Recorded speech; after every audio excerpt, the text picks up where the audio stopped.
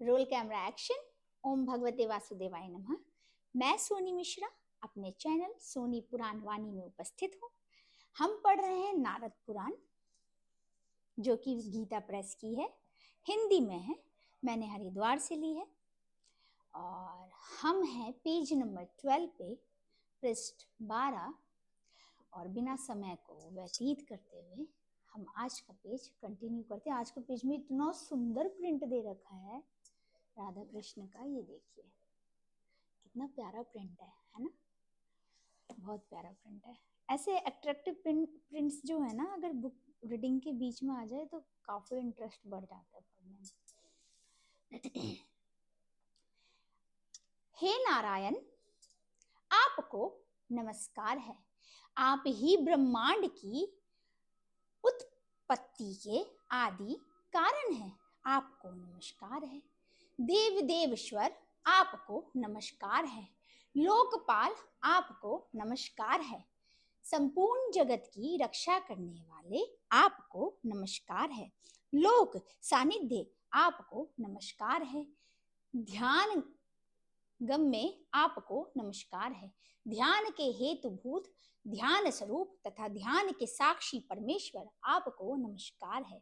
पृथ्वी आदि 5 भूत आपके ही स्वरूप हैं, आपको नमस्कार है। आप चैतन्य रूप हैं, आपको नमस्कार है। आप सबसे ज्येष्ठ हैं, आपको नमस्कार है। आप शुद्ध स्वरूप हैं, निर्गुण हैं तथा गुण रूप हैं, आपको नमस्कार है। निराकार, साकार तथा अनेक रूप धारण करने वाले, आपको नमस्कार है। गो तथा ब्रह्मांडों के हितेशी, आपको नमस्कार है। जगत का हित साधन करने वाले सच्चिदानंद स्वरूप गोविंद, आपको बारंबार नमस्कार है। ब्राह्मणों के हितेशी, आपको नमस्कार है। ऐसा नमस्कार कर रहे हैं कौन? देवतागण। इस प्रकार देवताओं द्वारा की हुई उस स्तुति को सुनकर शंख चक्र और गदा धारण करने वाले भगवान लक्ष्मीपति उन्हें प्रत्यक्ष दर्शन दिया। उनके नेत्र खिले हुए कमल दल के समान शोभा पा रहे थे। उनका करोड़ों सूर्य के समान प्रभाव था। सब प्रकार के दिव्य आभूषणों से वह युक्त थे। भगवान के वक्ष स्थल पर श्री वत्स सचिन्ह सुशोभित हो रहा था। वह पीतांबर धारण किए हुए, उनकी आकृति बड़ी सौम्य थी। बाएं कंधे पर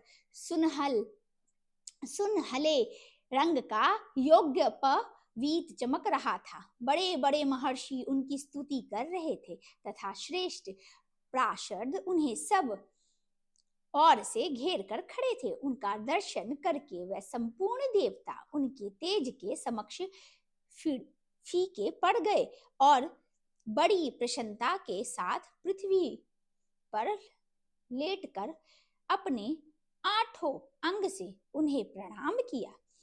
तब प्रश्न हुए भगवान विष्णु प्रणाम करने वाले इंद्रादि देवताओं को आनंदित करते हुए गंभीर वाणी में बोले। श्री भगवान ने कहा, देवताओं, मैं जानता हूं मृकुंड मुनि की तपस्या से तुम्हारे मन में बड़ा खेद हो रहा है, परंतु वह महर्षि साधु पुरुष में अग्रगण्य है, अतः तुम्हें कष्ट नहीं देंगे। श्रेष्ठ देवताओं, जो साधु पुरुष हैं वह संपत्ति में हो या विपत्ति में किसी प्रकार भी दूसरे को कष्ट नहीं देते। वह सर्व प्रेम भी ऐसा नहीं करते। सज्जनों, जो मानव संपूर्ण जगत का हित करने वाला, दूसरों के दोष ना देखने वाला तथा ईर्ष्या रहित है, वह इहलोक और परलोक साधु पुरुषों द्वारा निशंक कहा जाता है। सशंक व्यक्ति सदा दुखी रहता है और निशंक पुरुष सुख पाता है। अतः तुम लोग निश्चित होकर अपने अपने घर जाओ। मृकुंड मुनि तुम्हें कोई कष्ट नहीं देंगे। इसके सिवा तुम्हारी रक्षा करने वाले मैं तो हूं ही, अतः सुखपूर्वक विचरो। इस प्रकार अलसी के फूल की भांति श्याम कांति वाले भगवान विष्णु देवताओं को वर देकर उनके देखते देखते वहीं अंतर्ध्यान हो गए। देवताओं का मन प्रसन्न हो गया। वे जैसे आए थे उसी प्रकार स्वर्ग को लौट गए। भगवान श्री हरि ने प्रसन्न होकर मृकुंडु को भी प्रत्यक्ष दर्शन दिया, जो स्वयं प्रकाश निरंजन एवं निराकार पर ब्रह्मा है। वही अलसी के फूल के समान श्याम सुंदर विग्रह धारण करके प्रकट हो गए। दिव्य आयुधों से सुशोभित उन पीताम्बर धारी भगवान विष्णु को देखकर मृकुंडु मुनि आश्चर्यचकित हो गए। उन्होंने ध्यान से आंखें खोलकर देखा, भगवान विष्णु सम्मुख विराजमान हैं। उनके मुख से प्रशंसा टपक रही है। वे शांत भाव से स्थित हैं। जगत का धारण पोषण उन्हीं के द्वारा होता है। यह संपूर्ण विश्व उन्हीं का तेज है। भगवान का दर्शन करके मुनि का शरीर पुलकित हो उठा। वाह! ओम भगवते वासुदेवाय नमः। आज का चैप्टर, आज का जो पेज था, पेज नंबर 12, वो इतना इंटरेस्टिंग था। उसमें जो हमारे विष्णु हैं, जो कृष्ण हैं हमारे, उनके स्वरूप का वर्णन था। उनके स्वरूप में शंख चक्र गदा धारण करने वाले, पीताम्बर यानी कि येलो कलर का, येलो और ऑरेंज जो होता है, थोड़ा सा डार्क येलो वैसा वाला ऑरेंज, पीताम्बरी कपड़े पहनने वाले, करोड़ों, मतलब कि एक सूर्य की रोशनी आपके मुंह पे पड़े उतना तेज जो पीछे से प्रकट होता है, ऐसे में करोड़ों सूर्य की रोशनी उनके पीछे से जो प्रकट हो रही है, उस तरीके का उनका जो था वो भव्य था। उनके मुख का भव्य इस तरीके का था जिसे देख के सब मोहित हो उठे। इतना सुंदर वर्णन किया है इस पेज में। स्वयं प्रकाश निरंजन निराकार पर ब्रह्मा है वे, लक्ष्मीपति हैं वे। उनके मुख पे अलसी के फूल के भांति, अलसी के फूल बहुत बहुत नर्म होता है, बहुत सॉफ्ट होता है, तो उस फूल के भांति उनका श्याम कांति वाला भगवान विष्णु का जो वो मुख है, वो देख के देवता प्रसन्न हो उठे। और जब उन्होंने मृकुंडु मुनि को भी, जब उन्होंने जो है मृकुंडु मुनि को भी जब उन्होंने दर्शन दिया तो इसी रूप में दिया, और वो आश्चर्यचकित हो उठे। तो बड़ा ही सुंदर वर्णन जो है विष्णु जी का इस पेज में किया गया है, जो देवताओं द्वारा हुआ। और विष्णु जी के संवाद को भी बताया गया है कि उन्होंने देवताओं से बोला कि आप क्यों परेशान हो रहे हो। जो मृकुंडु मुनि है वो तो एक महर्षि साधु पुरुष हैं, और जो साधु पुरुष हैं वे संपत्ति में हो या विपत्ति में हो वो सज्जन ही रहता है। तो उन्होंने समझाया कि ऐसे साधु पुरुष से आप मत घबराओ, उनकी तपस्या से आप मत घबराओ। वो इनडायरेक्ट वे में इंद्र को समझाना चाहते थे, वो आपकी गद्दी नहीं लेंगे, वो आपकी गद्दी नहीं मांगेंगे, क्योंकि ऐसा व्यक्ति लोभी नहीं होता। तो बड़ा ही सुंदर वर्णन था विष्णु जी के रूप का, और विष्णु जी का संवाद भी बड़ा ही सुंदर था।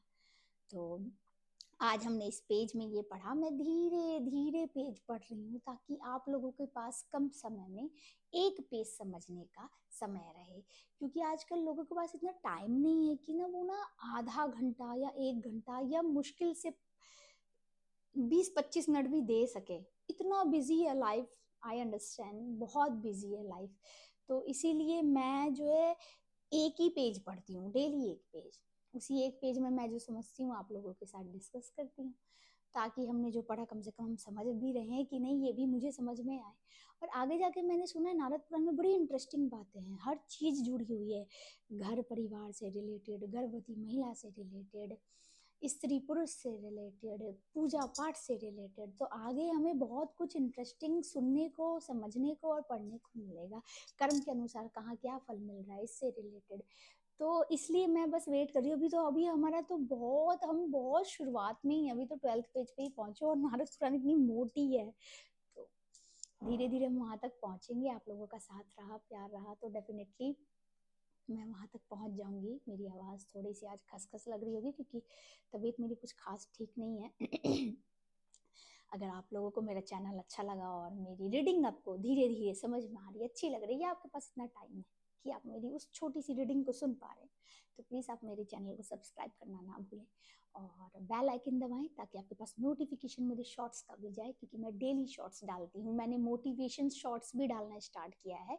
मैं भगवत गीता के कभी श्लोक डाल रही हूँ, कभी मोटिवेशन श्लोक डाल रही हूँ, कभी भगवत गीता के श्लोक और कभी मोटिवेशन शॉर्ट्स डाल रही हूँ, तो आप लोग ये सुनिए। अगर अच्छा लगे तो उसको शेयर कीजिए और लाइक कीजिए। अपना प्यार बनाए रखें मेरे चैनल पे।